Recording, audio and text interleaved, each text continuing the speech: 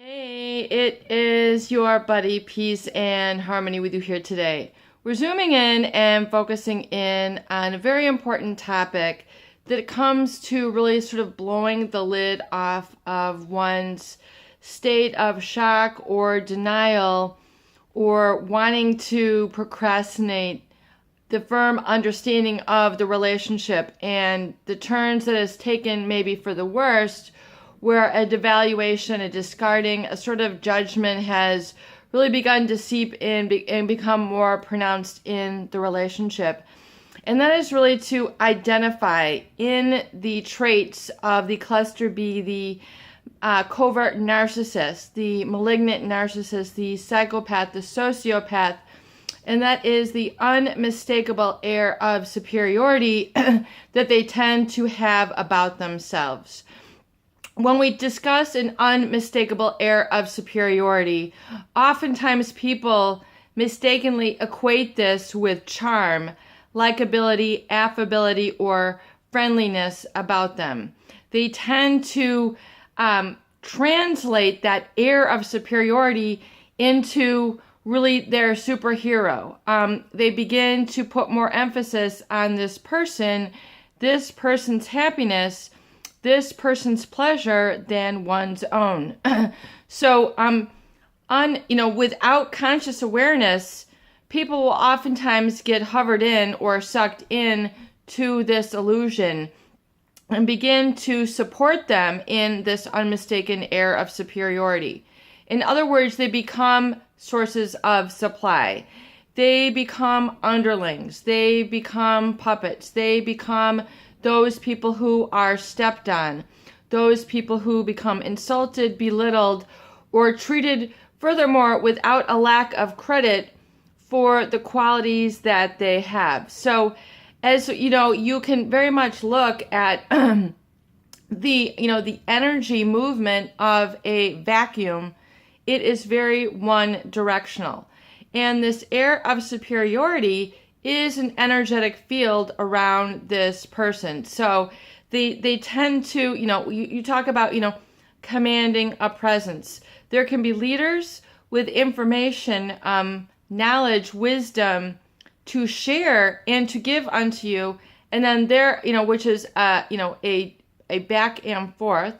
Then there are people who have a vacuum of energy by their field. In other words, there is a one-directional taking of positivity from you. So there is very little giving unto you, very little positive projection, or it's an energetic field that you can really begin to feel around these emotional manipulators.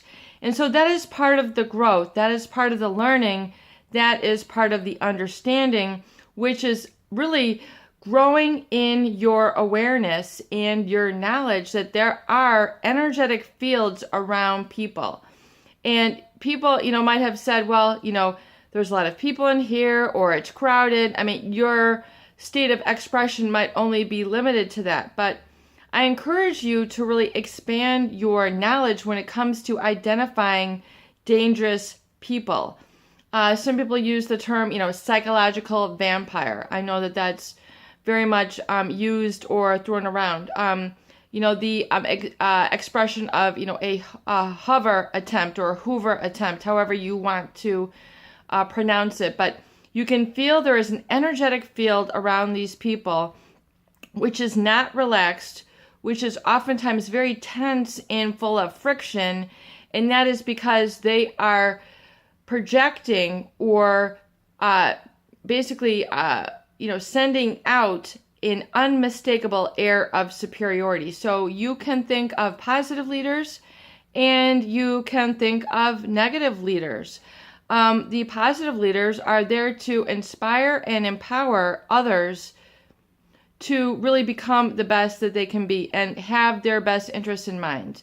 Then there are the negative leaders, if we can very clearly put those into distinctions, with which strive to suppress, oppress, and create a chaos on the masses and create a sort of negative influence or oppression on them, which is an insulting of their intelligence.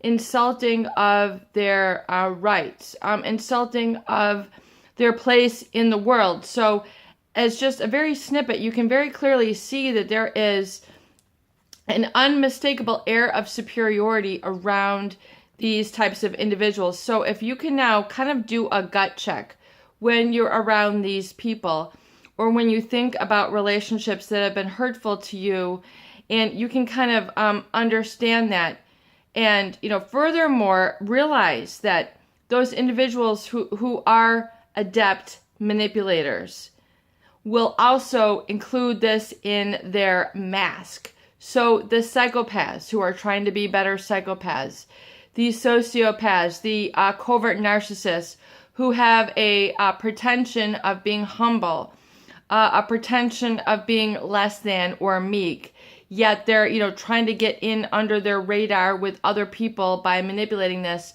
Make no mistake that psychopaths will also participate in this sort of dumbfounding of others, trying to pull one over on others that they are just like you, and act like they don't have any knowledge about situations, and can you help them out with understanding this and this at the office, or this and this with the family. They are basically trying to get information.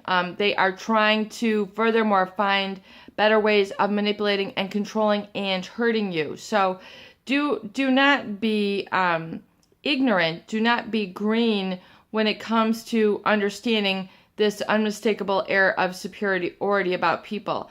Oftentimes when you are around these dangerous people, you will have an inkling that something is not right.